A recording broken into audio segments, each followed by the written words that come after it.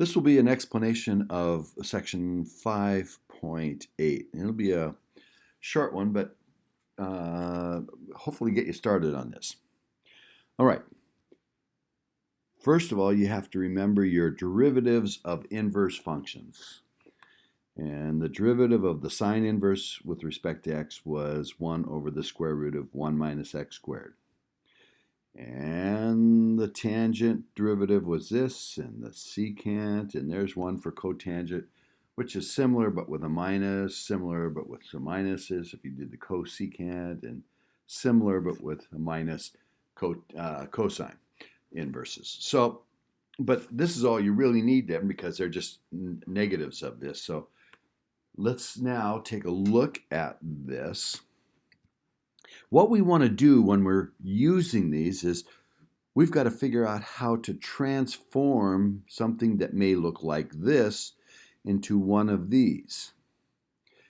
Now, this is a 1 minus x squared. This is an x squared minus 1. And you can't just switch those around in a square root because a negative of a square root would be imaginary. So these can't be just arbitrarily switched. This creates an x on the outside. This one doesn't. Now, what do we have here? Well, it looks like something squared minus 1, which is not this one. And it has an x on the outside. And so it's kind of looking like we're going to do this one. So we want to try to make this look something like this, only what I should write here is all of these should be written with u's. So I'm going to need to do a u substitution that makes this look like that. Not like this one, and not like this one. So they probably should have put these formulas in the book with u's in them because we're going to try to get these to look like that. Now, this has got a 1, this has got a 1, so that's cool. So I'm not going to pull anything out of the square root, which is what you might think to do on this one. But no, we just need to make this look like something squared. Well, what squared would be 4x squared? Well, I think if u was 2x, then u squared would be 4x squared. And du would be 2dx. So now this would change. We'd have the integral. We're changing u to be 2x. So if x was 1 over the square root of 2, then u would be 2 times that, which would be 2 over the square root of 2. And 1 times 2 would be 2. Dx would be replaced with du over 2.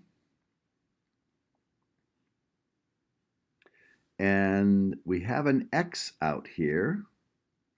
And we have, in here, we'd have the square root of u squared minus 1. Now we still have an x in here. And x would be u divided by 2. So if that's u divided by 2 and then times the 2 in the denominator, this would be just u out here. This 2x would be a u. So we have the integral from 2 over the square root of 2 to 2 of 1 over u square root of u squared minus 1 du. Okay. Now this one has absolute value. Do we have a problem here? Well, not really, because we're going from 2 over the square root of 2, which is a positive number, to 2, which is a positive number. So it's not going to matter if we have absolute value on here. We could put absolute value, and that's not going to change anything. So it matches this one really well, and this one now integrates to be secant inverse of u evaluated from this to this,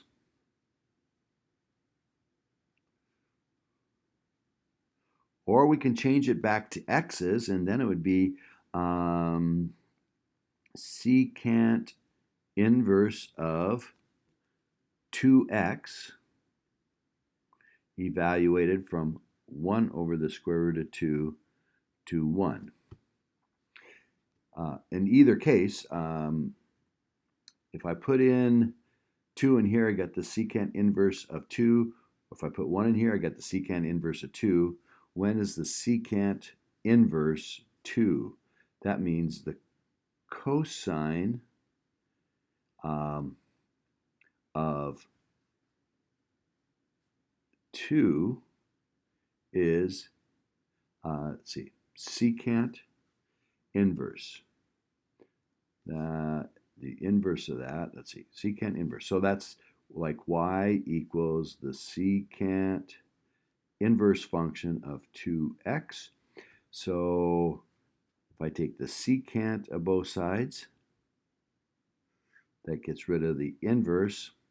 So I have secant of some angle is 2x, and I put in 1. So I get the secant of y is equal to 2, which means this is 1 over the cosine of y equals 2, which means cosine of y equals 1/2, and y is cosine of what angle is 1/2? That would be pi over half, pi over 3. Okay? And doing the same thing here, if I put 1 over the square root of 2 in here, I get 2 over the square root of 2 this time, 2 over the square root of 2. So I flip them over and I got the square root of 2 over 2. Oh, that's at pi over 4. So that's 4/12 minus 3/12 is pi over 12, 1/12. Okay? So there's some of that tricky stuff from trig that you might have forgotten on that. Okay, this next one. This looks like something minus an x squared. That looks more like this one. There's no square root on this one. And this one has it reversed. So we're going to go with this one. We're going to try to get 1 minus u squared. Well, first of all, you want to go for the 1. Now that has a 9. So I'm going to factor a 9 out of this by first calling this 0 to 3/4 of dx over square root of 9 times the square root of 1 minus 16/9 x squared. Do you see how this is in a square root? That would times that would make the 9, and that times this would cancel the 9 and make that. That, of course, is just 3. And so we're going to have the integral, and that's in the denominator, so I can move it on to the outside. It's a constant, 1 over the square root of 3, 0 to 3/4 dx over 1 square root of 1 minus 16/9 x squared. Well, I want this to be something just plain, so I'm going to let u equal, see, what squared would make 16 over 9 x squared? I think that would be 4 over 3x. And du would be 4 over 3 dx. So this would change to 1/3. I'm going to new u units, so I'm going to take 4/3 times 0 and 4/3 times 3/4 Oh, those are going to be nicer numbers than they were before. So I'll probably stay there instead of converting back. And then this would become dx is, see, that's divided by 4/3, would be times 3/4. So it'd be 3 du over 4. And I would have 1 over the square root of 1 minus u squared, because this squared would be 16/9 x squared. 16/9 x squared. All right, now I can integrate this, because if I pull the 3/4 out, the 3's would cancel, and I get 1/4 the integral from 0 to 1 of du over square root of 1 minus u squared, which looks exactly like this. So when I integrate it, I get sine inverse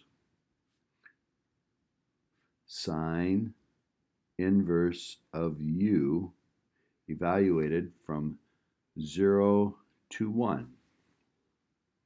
Okay?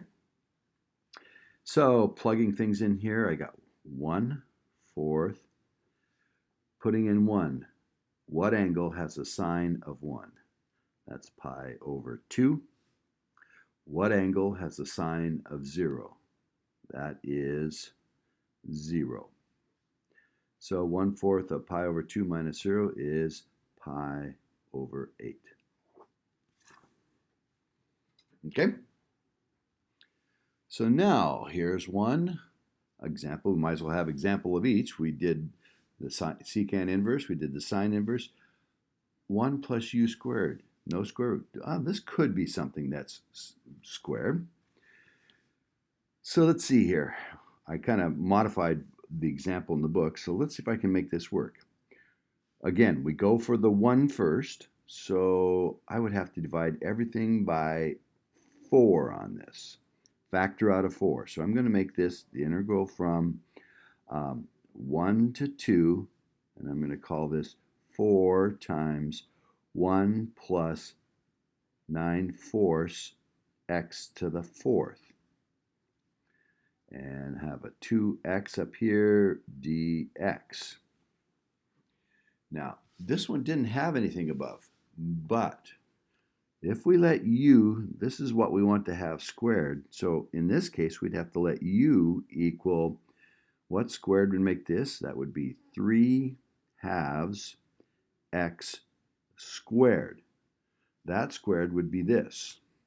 So du would be, take the 2 down and multiply, that would be 3x dx. And now I think you'll see how that, if I put the 3x under here, we're going to get the x's to cancel. Not the 2, but the x's. So this would become the integral from, now I'm changing to u's. So if I put 1 in here, I get 3/2.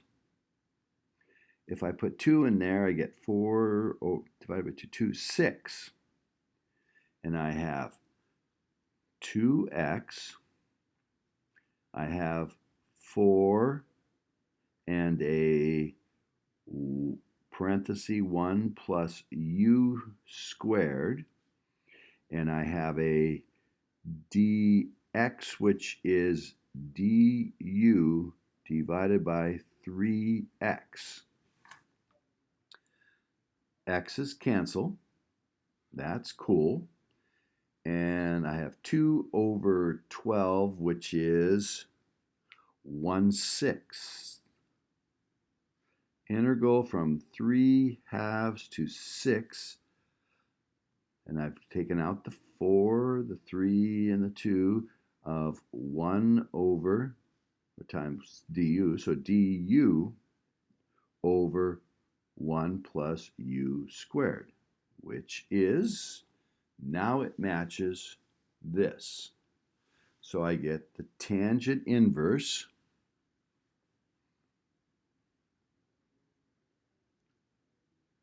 of u times 1/6 evaluated from 3/2 to 6. And I could convert back to x's and put in 3 halves x squared in here and then go back to the originals 1 to 2. Doesn't really matter. And so I've got 1/6 tangent inverse of 6 minus tangent inverse of 3 halves. And since I changed some numbers here a little bit, this is probably not going to come out real nice. So you would probably want to put your mode in radians and just do tangent inverse of 6 minus tangent inverse of 1.5, and then take the answer times 1/6, or leave it like that. Okay, the last thing in this section, they talk a little bit about the derivative of b to the x. Now, if it was e to the x, it's just e to the x. But if the base is anything but e, or even if it is e, you do ln of the base, take the natural log of the base, times b to the x. That's the derivative. So if we have to integrate 5 to the x, then that would be, again, kind of like e is, back to 5 to the x. But if I took the derivative of this, it would create an times ln 5. And so if I'm integrating, I have to divide by ln 5. So now the derivative of that would be ln 5 times 5 to the x, and the ln 5s would cancel, and I'd get that. So I just have to evaluate that from 1 to 4. I didn't need to do any substitution there. And now I can evaluate this. This would be 5 to the 4th minus 5 to the 1st. Both of them are divided by ln 5, so I can write it like this. And then I can use my calculator to figure it out, or just leave it like that. So just a reminder of how to do a base other than e. And that's what's new in this 5.8 section. Okay?